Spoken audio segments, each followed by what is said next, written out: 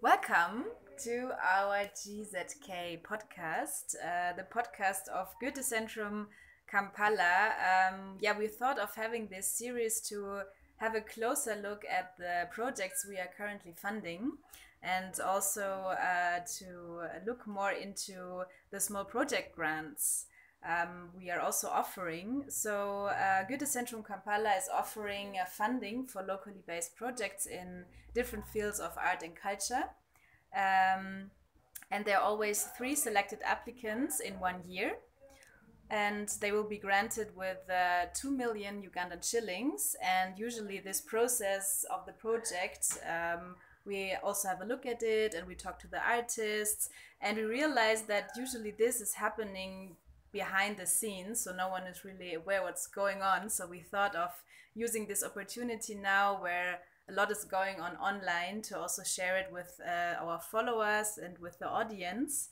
So this GZK podcast is representing a monthly dive into cultural project processes in Uganda, projects we co-fund.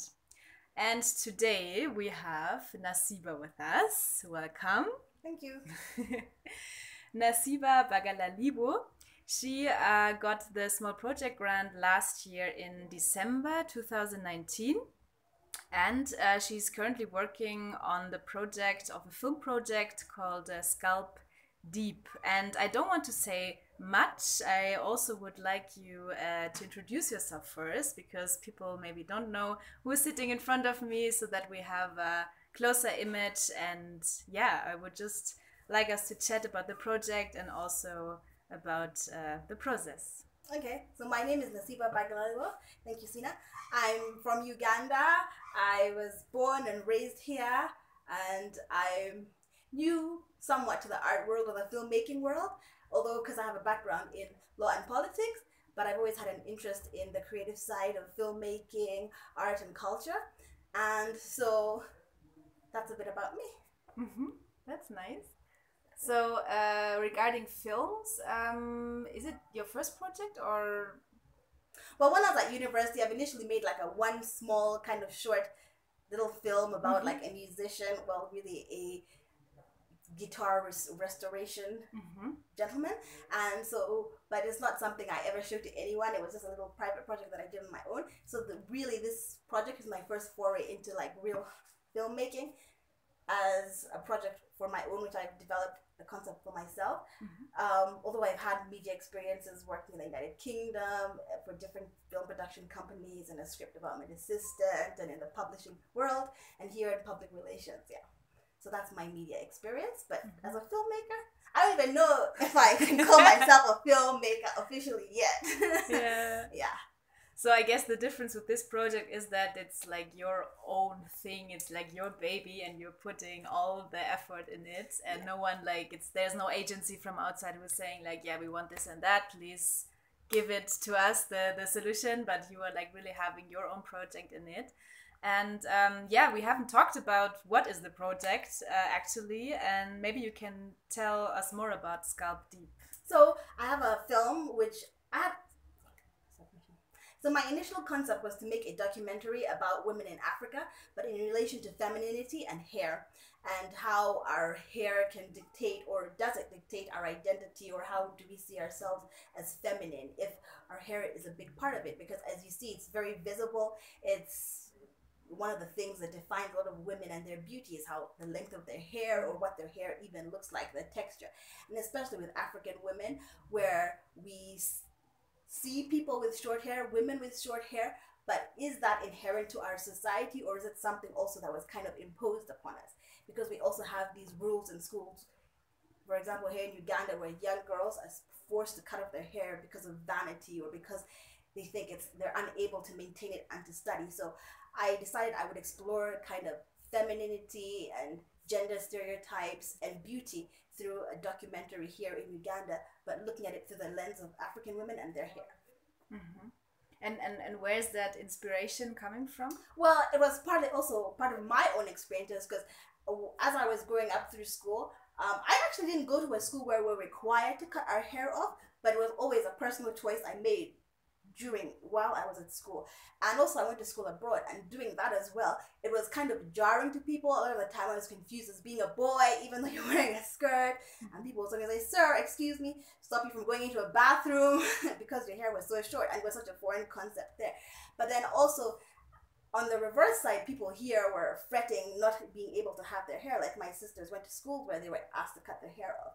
And so that kind of dichotomy about how we see our hair and how it defines our femininity is sort of kind of how that idea became something I wanted to explore in film. And to ask other people about their own experiences and not just my own personal feelings about it.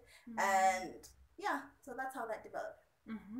Yeah, you said this was the initial idea, let's say, so maybe you can tell us more about the process. And we are still in times of Corona, so I guess that of course this has also affected your work, because doing documentaries in a time of social distancing and not seeing many people, and there are many measures, that this is also affecting the project. So yeah, maybe what happened in January, February, maybe you can tell us a bit about the steps you were taking. Yeah, so when I got the grant in December, I was really pleased about it. And so we started the process here and purchasing equipment, because the idea was to make a film using mobile phone to make it more accessible, and also as a way to cut down on cost and see how viable that was.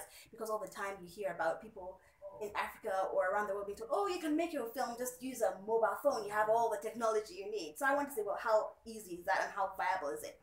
And so I bought some equipment with the help of the grant, and I was about to start in around February, March, when my equipment finally arrived, and then the quarantine happened. And at that moment, I had done just one interview with one person, and then I was stuck. So I was at home and I had to rethink my concept. First, I stressed a bit about it, thinking, what am I going to do now? Do I try to do this using Skype or using Zoom or whatever and kind of interview people remotely? But then I thought, I'm a beginner filmmaker, I don't know how good that will look on screen, and I wanted the film to look good, mostly aesthetically. So after sitting down and thinking about it, I decided to explore what about animation. I could try and draw the film, and that's what I decided, because I could do it in isolation. I just needed the tools. So I did some research, what tools do I need? And luckily I was able to find a tablet which I could draw on. I didn't have a digital pen, so I made my own digital pen. I Googled on YouTube and found how to make a stylus pen, and I did that, and it worked. And so I started building this film, which was supposed to be a documentary, into an animation concept. And that's what I've been doing. Yeah, I see. It has also brought up like new ways, and also I think challenging you in your project, but then it also like gives you new opportunities, maybe now working with animation, which is also a new experience. Yeah, cool. And when can we expect the final product?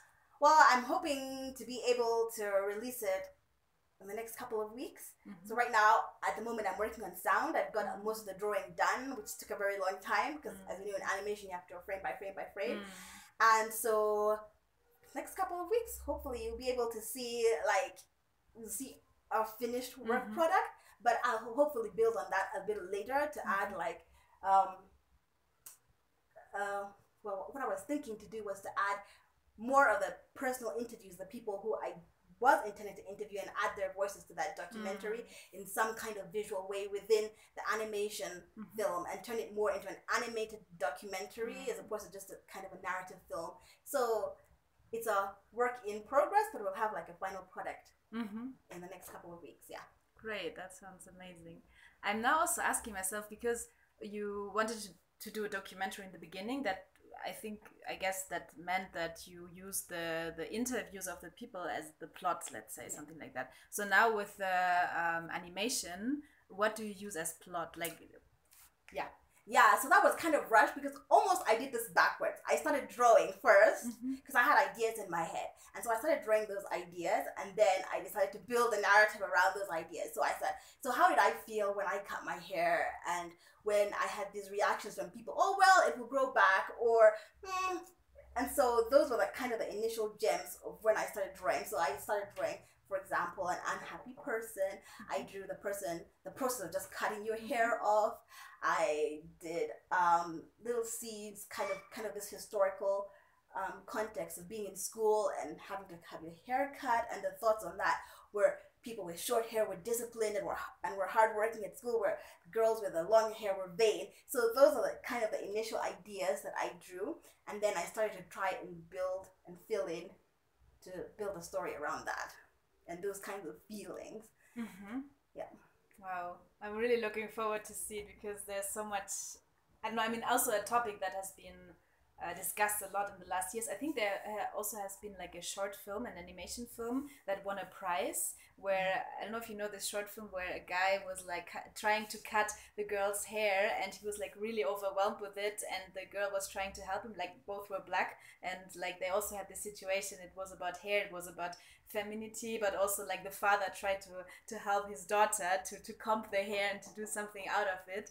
So so I think it's really a topic that is fitting in the time, and that has also been discussed a lot lately. Yeah, that's really nice. So the first interview you had, what was your experience with that? The very first interview, I had a very good participant actually, and we did it at the Uganda Museum where we filmed the interview. And so it was just three of us, me, my sister, and my cousin. We went out there, and we, with a little bit of camera equipment that we did, and we just kind of naturally sat down and asked questions, and it went very well. Actually, I'd only talked to the participant prior one time before that, so I was kind of worried about what would come out of that interview. But like, she had like really similar experiences and some not so similar experience, so I kind of tried to incorporate a little of what I heard from her, and that's why I want to incorporate those experiences into the film in some way. Okay, there's also a lot of things to remember, like for example, asking people to talk slowly. I myself talk very quickly, so you forget that when you're having a conversation with somebody, if they say something, sometimes it's not always captured, or sometimes we were talking on the side and I forgot to record. So you miss some moments, and then you have to kind of go back and try to take a new retake that. So it's also a learning process of how to ask people questions. My sister was actually doing the interview because I was trying to look at the picture that we were getting. So it was also kind of learning as we were going, and it was a bit noisy, and then daylight. So it was also learning what time of day to start shooting and what time of day not to do it. So it was a bit of a positive experience, and I think we got good footage out of it. But I think, and from that, actually, it was kind of informing the next interviews that I was going to do. But mostly what I learned about that is that you really need good people who like to talk and are really comfortable on camera, and also that talk in a measured way, so you're really able to understand them. It's really important. Yeah, I understand. I mean, also the topic is still maybe personal or also sensitive to some women, so also they have to be comfortable to talk about it, I guess. Yeah. And also you get unexpected answers, so you don't know what the person is always going to say. So with documentary, almost you depend on what the person says to build the narrative, because they might say something totally unexpected, and that might kind of inspire some new idea, a new way of thinking about what your idea was. So it's informative also in that way. Yeah, and it's also an exchange project somehow, because you're exchanging with the people you're interviewing, and they give you new input, and then you continue with the project, something like that. Yeah, that is. So when you have finished this project, do you think you will continue with animation? I think I will, simply because I've learned a new skill, and it's a lot with skills. If you don't practice, if you don't continue doing them, you lose that skill. And once you've gained some momentum doing something, you get better and better at it. So things become easier. And like right now, I'm doing really elementary stuff. I'm using a mobile app clip, which is very basic. And to do 2D animation, you have to be a really good artist. But there's other forms of animation which people work on, like Pixar, which are 3D animation. So there's also the possibility of learning an additional digital skill, and which are important skills to have in this day and age. And I think also in the context of Africa and the continent, we don't have a lot of animation for young people here, for which deals with different subject materials, even if it's just educational and as a tool to learn. So I feel like, yeah, it is a good skill to have, and it's something that I should continue doing, because also I feel that me personally, I've evolved in having kind of forced myself to do something that I'm uncomfortable with, something I don't feel very confident doing, that has shook my confidence a lot, because you draw and you're like, oh, that looks rubbish, you know? So there's also that kind of personal connection to it, where you're not just learning a skill, but you're learning about yourself in the process. And so, yeah, I'll continue with it. Yeah, I think you should, because now you're so intense working on it, so that's really, really nice. And when the film is ready, what will happen with it? Well, hopefully the social distancing of the quarantine will be much over, so I would be able to screen the film to an audience, a live audience. That would be the ideal situation, but if not, we'll put it online and people can watch it as they've been watching film festivals and other films that people have been making, or which were released during the time of quarantine. So to put it up online for people to see, and really just to get their feedback and comments, because half the time of being an artist is having people to critique your work and say, well, this could have been done this way, to keep that continuous learning journey, and say, well, you know what would have been a good idea was to do this. And the point of a film was also to have people to have conversations about this in their daily lives. So maybe it is kind of a blessing that it goes online, because I think there's a bigger forum to have a discussion or a debate or whatever, and people to air their point of view and their own experiences. So hopefully I'll submit my film to festivals, some animation short film festivals, and as I develop the project a little bit further, refine it a little bit more and turn it more into the animated documentary that kind of I envision it to be. Because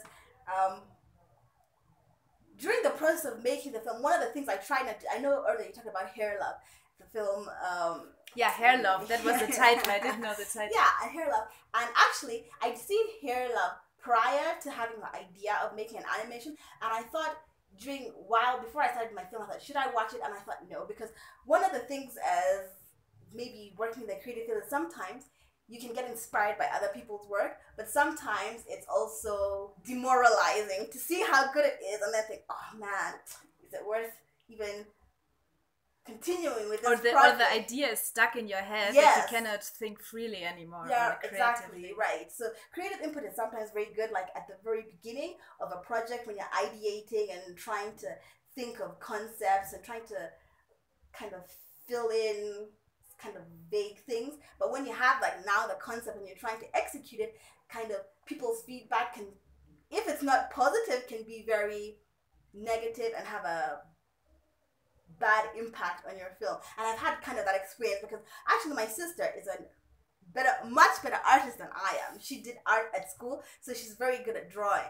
And so I would ask her, well, does this look right? She's like, no, that doesn't look right. That doesn't, you can make it better this way. And that was extremely kind of demoralizing. She was like, oh, now she can do it better. Why doesn't she just draw my film? You know, but she doesn't have the time to do it. So I tried not to have as little input on it as possible, because I know myself personally how I feel when I'm in the middle of something and kind of getting that immediate feedback. Although some people it's extremely helpful, so that's why I want to get something finished, a finished product, and then have the critique and then go back to it and say when I've had a break from it and be like, okay, you're not that much emotionally invested in it while you're doing it, when it's kind of you have to feel like, well, here's a starting project. So yeah. Yeah, I can imagine that the impact of the final product should be bigger than just like a screening, because it is also an educational topic at some point. It can be even screened at school, something like that. Usually what we do when we have a final product of the small project grant, of course we show it. We have like the release on our rooftop terrace. So this time we don't know yet if it's possible. I don't think during the next months, but hopefully next year that we can also show this movie then, and also have like a discussion, you know, more people who are going to talk about this topic, because it is something that has a great impact, and that is something that is really important. Maybe last question a bit, when you told friends or like people around you about this project and also what you're going to dig into with Scalp Deep, what was the reaction?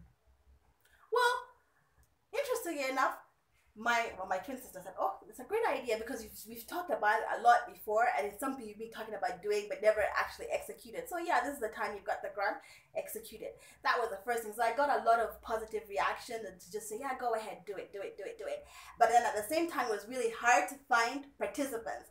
That became the problem. It's like, now, okay, all of you, if you know someone with short hair, so you reach out to them, send them an email, ask them if they want to be on film, and that became kind of the stumbling block, because a lot of people didn't want to come onto camera. They were not comfortable speaking about their own personal experience, or they didn't have the time to do it because they're working and their weekend is spent with their kids, or they're going to church. So then kind of scheduling people became more the issue as well. So, but very much I've had a lot of positive feedback from people in terms of the idea. Everyone's like, "That's a great idea, that's a great idea." Yeah. So that has been a really good reinforcement for me to keep going, to be like, yeah, well, there's something here, and I'm not just picking some random subject that people don't connect with. People will connect with it. And even if my project isn't, because, you know, there's a way, I'm a perfectionist, so sometimes also part of doing things is like, it's not the perfect product that you want it to be, but you just have to do it and just let it go, because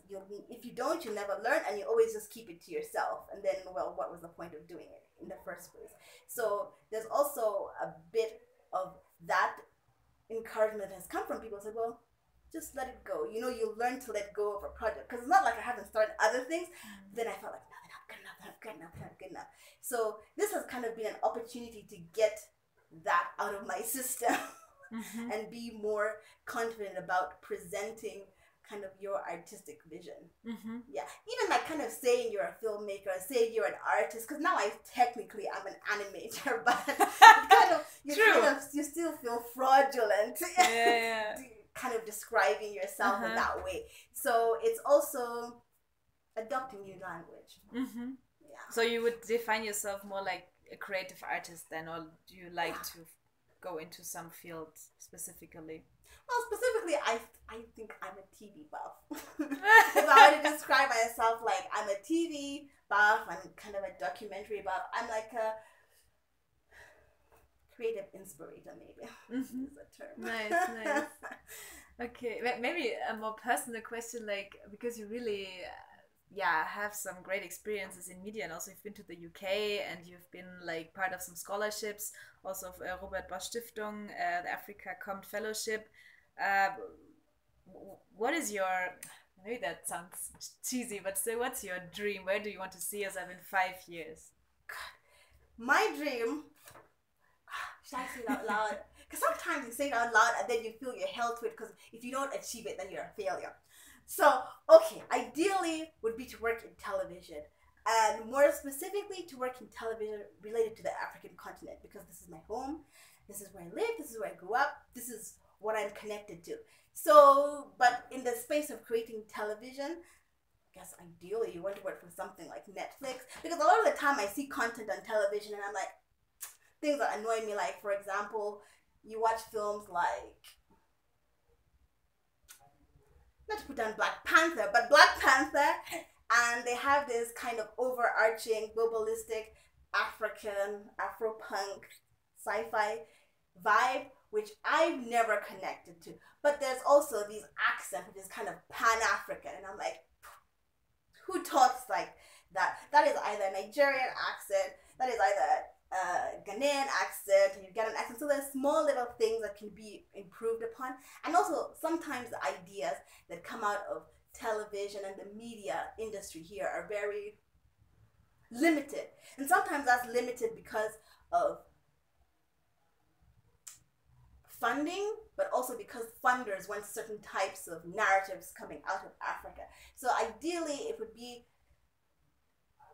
10 years, 5 years to have my own production company so that you can dictate and build the industry here and put out what you feel people will connect with and not have other people's kind of voice on it, which is part of the reason I applied to this grant. Was it wasn't specific about, oh, this has to have a social justice issue, it has to be on women's issues, it has to be in this kind of framework. You know, it was, you have an idea, great if it relates to these kinds of things, but just pitch it. And so I did, and it was selected. So I didn't want to have that really constrained on me, because that, I feel, is kind of the problem, why people don't ideate new things. You see, maybe say that just overall it's been a learning experience, a good experience. It has ups and downs, but the end of it, like for me, it was a personal journey. So I would encourage other people who have this kind of roadblock, or who are scared to attempt something that they're not good at or they've never done before, to just go out and do it, because if you don't try, you never will. So go out and do it. These are great words for the end, and I loved how you have been drawing a picture of yourself in 5 years and what are your intents and goals. I love it, and I think that maybe this project now is also the first step in this direction, because as you said, you are bringing your own input, your own ideas into it. You are framing everything by yourself. So I hope to see much more from you later on. And so I'd like to wrap it up here. My name is Sina. I'm the project assistant of GZK Kampala, and I was having this interview with Naseeba, our small project grant winner from last December 2019. So please, if you are interested in learning more about Naseeba, there are her social media handles on Facebook and on Twitter too. You're on Twitter and Instagram? Only Facebook? Okay, but anyway. I'm a social media recluse. That's why we do the work for you. Okay, and also the short will be out soon, the animation. I really can't wait, because now I'm even more into the process of the whole project, and I think not only me, we are excited to see what will be what we get out of this. And stay tuned on our social media handles, then you will see the animation soon of Naseeba. Thank you very, very much. Thank you. I have to something to tell you.